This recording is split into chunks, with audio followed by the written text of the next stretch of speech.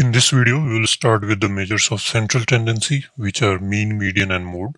So first we will see what is mean, what is median, and what is mode. And in the next video, we will see when to use which measure, which descriptor. So first, let's understand what is mean. So when we are talking about mean in statistics, we are generally talking about the arithmetic mean of the observations of data. We are not concerned with the harmonic mean or geometric mean or other types of mean. So if we have observations 5, 10, 2, 1, and 3, then the mean or the average would be 5 plus 10 plus 2 plus 1 plus 3. That is the sum of all the observations, and then the number of observations. So we have currently 5 observations, so we divide by 5. So it's 15, 18, and 21 divided by 5, which is equal to 4.20. So the mean of this set of observations is 4.2. Now let's see what is a median. So median of a set of observations is a middle number that divides the data into two parts. So we have to find a number which can be within this observation or which may not be within this observation, so that it exactly divides the data into two halves. So let's say we have this number line. So the minimum here is 2. And the frequency of these are independent observations. So these can be repeated. We can have 3 multiple times. Then in that case, the frequency of 3 is 2. So we are listing here individual observations. So the frequency is all 1. So we have 2, we have 3, then we have 4. And then we have 5 also, 7, 8, and 10. 2, 4, 6, 7. So total we have 7 observations. Now we have to find a point such that it divides it equally into two halves. So we have 7 observations.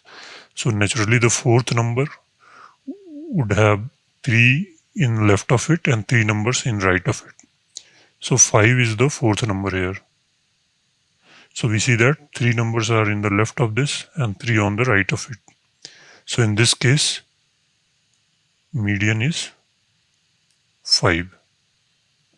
If we have even number of observations, then we can pick any one of the two pivot numbers. So if we have, let's say, 4 or add 2 more, 6. So if we take this number, then we have 2 and 3 partition. If we take this number, then we have 3:2. So we can pick any one of these, or we can pick average of these two. So, but in the case of odd numbers, the middle number we have in the observation itself. And then we have mode. Mode refers to the most frequently occurring value in the set of data. For example, we have these few observations here. We see that 5 occurs here. So 5 is occurring 3 times, 10 is occurring 2 times, and all the others are occurring 1 time. So the frequency of 5 is maximum, that is 3. So in this case, the mode is 5 because its frequency is 3, which is more than any other observation. But you see that these make sense only if we have discrete observations. For example, the number of students, number of something, or which the values, observations which take discrete values. Then it makes sense. But it's not very relevant descriptor when the data is continuous. For example, in the race of, let's say, 100 meter or 400 meter, we are measuring time in the accuracy of even milliseconds, or even further precision, maybe microsecond also. I'm not sure about this. But you can see on second scale, these can be discrete, and many of the athletes will be completing race in similar second precision.